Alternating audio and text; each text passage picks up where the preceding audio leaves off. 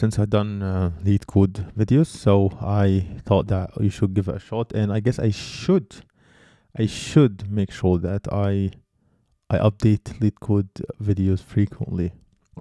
So today we have problem number 22, generate parentheses. Given n pairs of parentheses, write a function to generate all combinations of well-formed parentheses. So we have here the if n equals 3, we have we could generate like 5. If n equals 1, we could generate 1, and so on and so forth.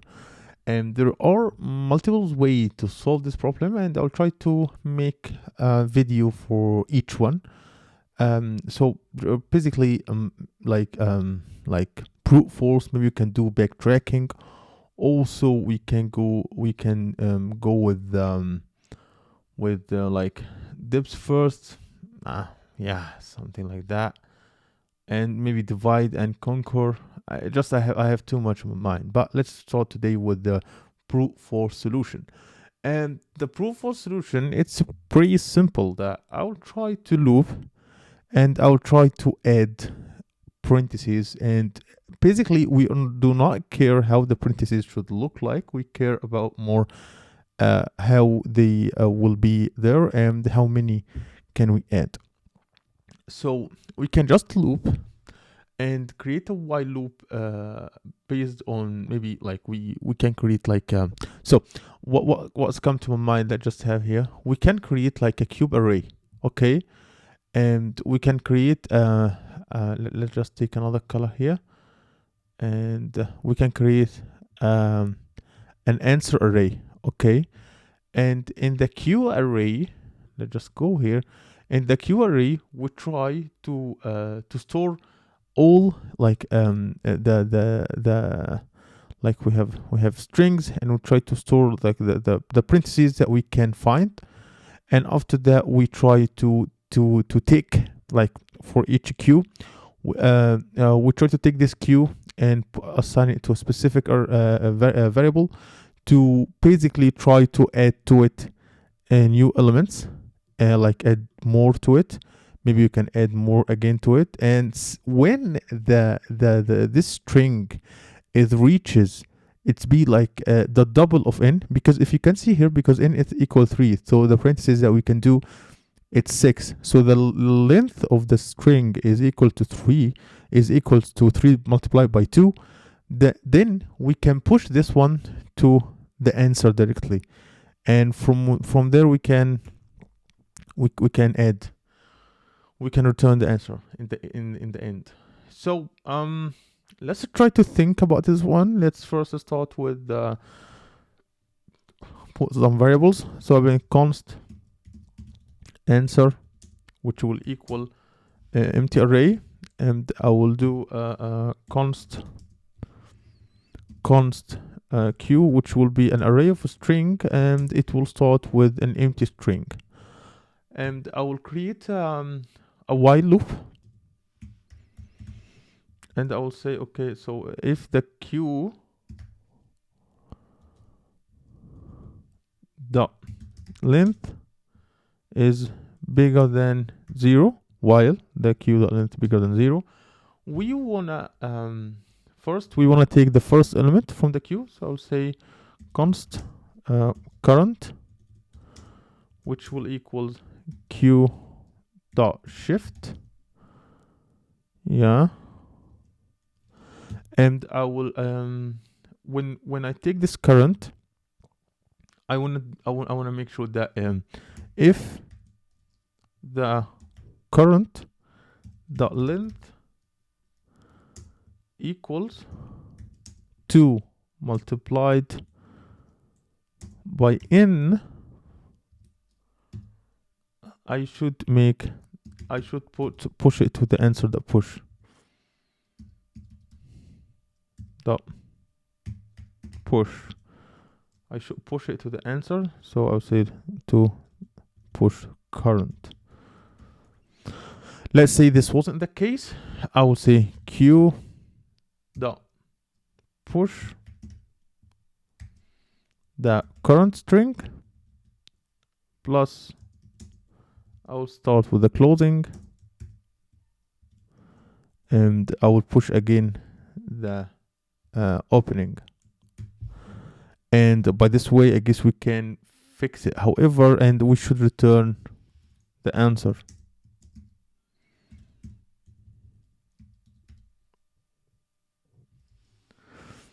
And I guess by this way, let's just try to test it, run the code.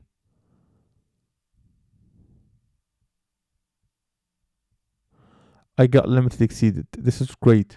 Let's see why. So I will tell you why. So here we are trying to run it endlessly, but if we wanna try to make sure that we are not running like forever, we should try to create a function that will try to check if we have actually the actual if we have if the current is already is already a valid parenthesis or not, and after that we depend on that we can just run it, or we can push it or not. So to make sure that we do it that way, we could do it like, let me give me a minute to see that. Yeah. Okay.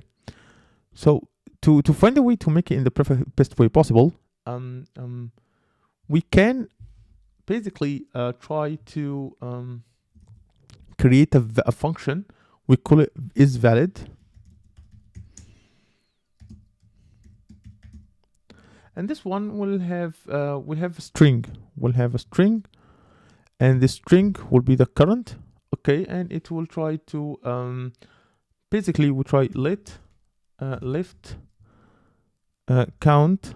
So basically, if you want to make sure if this string is a valid parenthesis, we can make sure that the left side and the right side equals each other. So basically, we want to make sure that the opening parenthesis and the closing parenthesis equals to each other. So I'll say left will equal 0 here, and we try to make a for loop. So I will say for let p of s, like, oh, let's see so be character of string, so let's see of s, and I will say okay, I will say if c equals the closing bracket,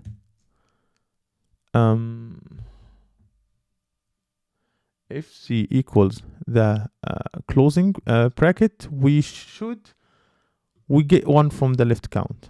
Okay, so left count will be, we add plus plus, else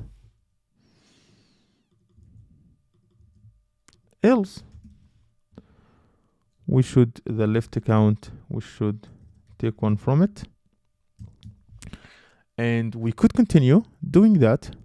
And we want to make sure that if they equals each other, the left count will equals false.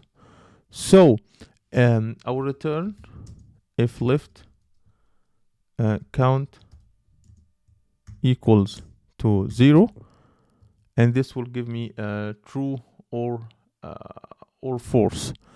However, there is an important thing we should do in the for loop, because sometimes the left count could be minus. So if the left count equals less than 0, that means we should return false, like, and that's it. And by this way, we try to make sure that the parenthesis that we have is a valid parenthesis, so we're not adding everything. So if I'll call it is valid, and I'll put with current, I will push, otherwise I will continue. Okay, and I guess that's it. I guess it will work right now. Let's just run it. Yeah, it did work. So let's try to describe how this works. So first we have, let's talk about the isValid at the beginning first. So The isValid function checks if the given string of parentheses is valid. It counts the number of opening and closing parentheses as it iterates through the string and returns true if the count of the opening matches the count of the closing. Otherwise, we return false. And yeah. And after that, we have the